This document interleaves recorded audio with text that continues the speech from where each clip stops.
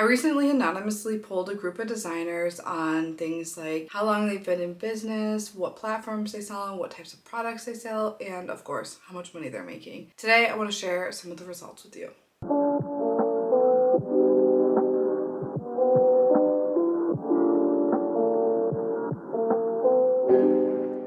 So first, let me give you some context on the survey itself. I anonymously polled a group of designers. I posted the survey in my Facebook group, my email list, and on my public YouTube community tab. So a variety of places people could have found this survey. I opened the survey up to digital designers who made SVGs, fonts, patterns, sublimation designs, anything like that, anything digital. If they made it, they were able to take the survey. The survey was completely anonymous. I didn't collect any email addresses. Most questions were required. Some questions were optional. Some questions did let you choose more than one answer. So I'll just make note of that when I get to those questions. So let's start off with some of the basics. 47% of responses were from people aged 35 to 44. 50% of responses were from people who have been in business for 6 to 10 years. So I feel like this gives a very good perspective on the industry as a whole because these are people who have been around for a while. So I thought that was really cool. 34% have been in business for 3 to 5 years, and about 16% have been in business for over 10 years, which is pretty impressive. Next, I asked how many hours per week people are making. Most people are working full-time with their business. 34% said they're working 31 to 40 hours a week. 26% said 11 to 20 hours per week, and then 18% said 21 to 30 hours per week. I thought it would be interesting to take a look at the people who have been in business the longest, so I cut it down to the people who have been in business for 10 plus years and how many hours they're working. 67% of people who have been in business for over 10 years are working 31 to 40 hours a week. So the people who have been in business the longest are more often working at this full-time still.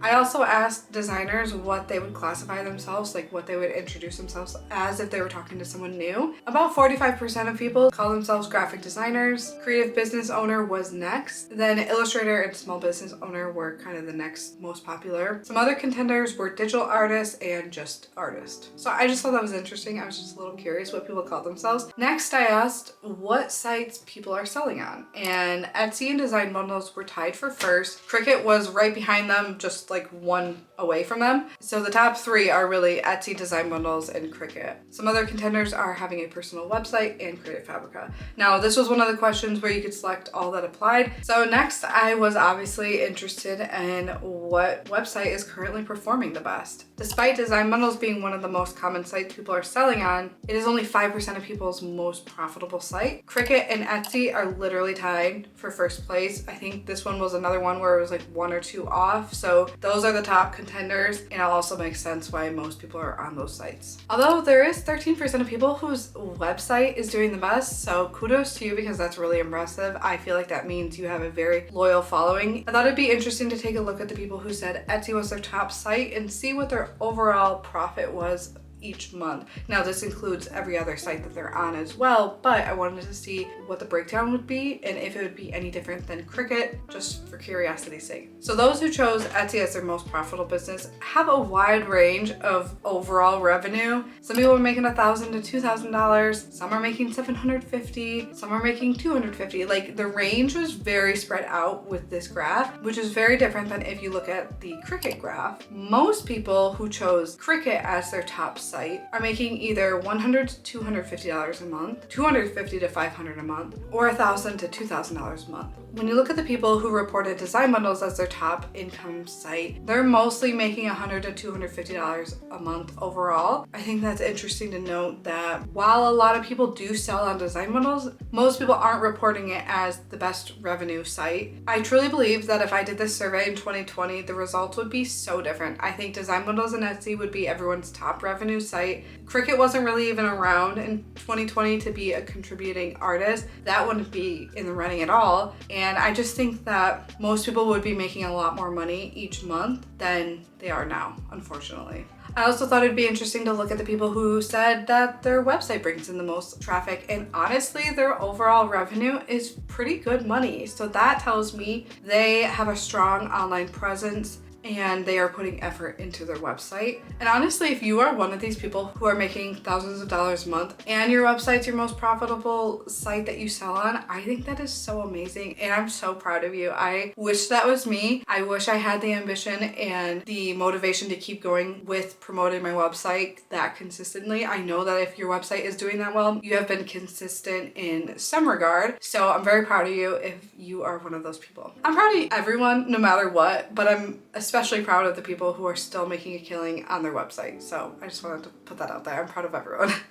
I also wanted to run the numbers of the people who are making the most amount of money overall each month and how many hours they're working. Those who are reporting that they work 31 to 40 plus hours a week on their business are also the ones who are reporting 1,000 to 4,000 plus a month, which is amazing. So it's just cool to see that it is paying off for the people who are working that hard. The top earners are also the ones who are reporting Etsy, Cricut, or their personal website as their top performing site. They are also on average on 4 websites. I think I saw a range of 2 to 6, most of them being on 4. To me, that says obviously don't put your eggs in one basket, but also don't spread yourself so thin that you're on 25 websites and can't keep up. So just stick with what works. Next, I asked, what types of products do you sell? And no surprise, most people sell SVGs. I think that 92% of people who fill out the survey sold SVGs. Next up on the list was sublimation or PNG designs, printable stickers, laser cut files, fonts, patterns, and printables were all kind of the next tier of popularity. But we also had some people selling printable art, teaching materials, templates, Procreate brushes, lettering worksheets, coloring pages, and mock-ups. These products don't really surprise me, but it can help give you a little bit of insight on who actually answered the survey, and most people are SVG designers.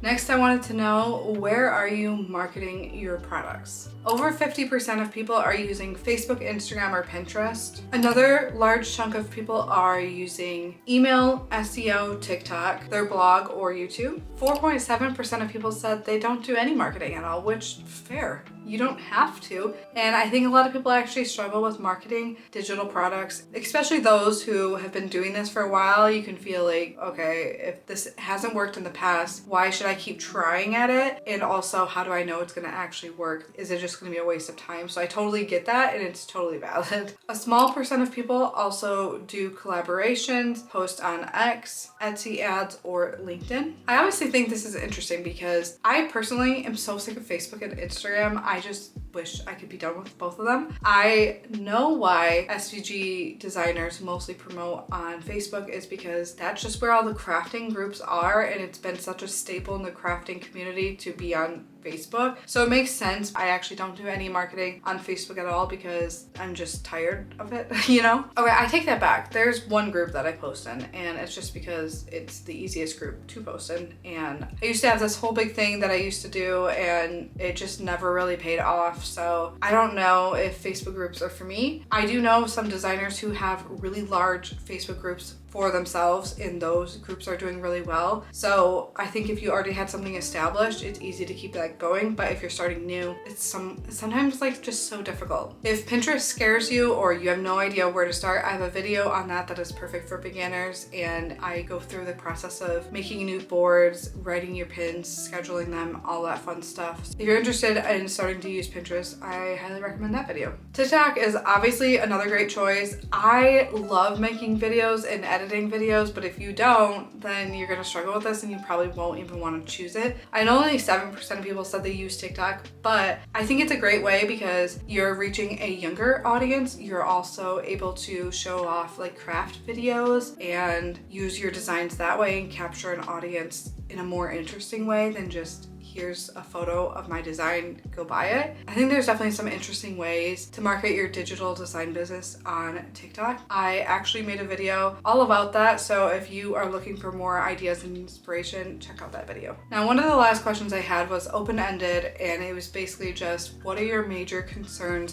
for the industry as a whole right now. I just wanted to see where people were at. Were people thinking the same things as me? Maybe they had different perspectives. Unfortunately, a lot of people said that they are worried about AI and AI taking over and degrading the value of the market as a whole. It's creating really crappy art. It's also creating really good art that's competing with people, and now it's like making it harder for artists who are illustrators and painters to charge more because people could just get it from AI. So AI was a huge concern for many people. Copyright was another issue I saw come up a few times, as well as like trademarks and things like that. The majority of people said declining sales or the death of the industry, or that most websites are moving towards a subscription-based model. Most people were just very concerned with declining sales overall on multiple platforms. I'm really sad to see that, honestly. Like, the design world has just changed so much in just such a short amount of time. Like, sales were just so crazy in 2020, but I think it brought on a lot of new designers who were stuck at home, who wanted to try their hand at it, and now there's just so much competition, and then you add in AI to it, and now you got even more competition.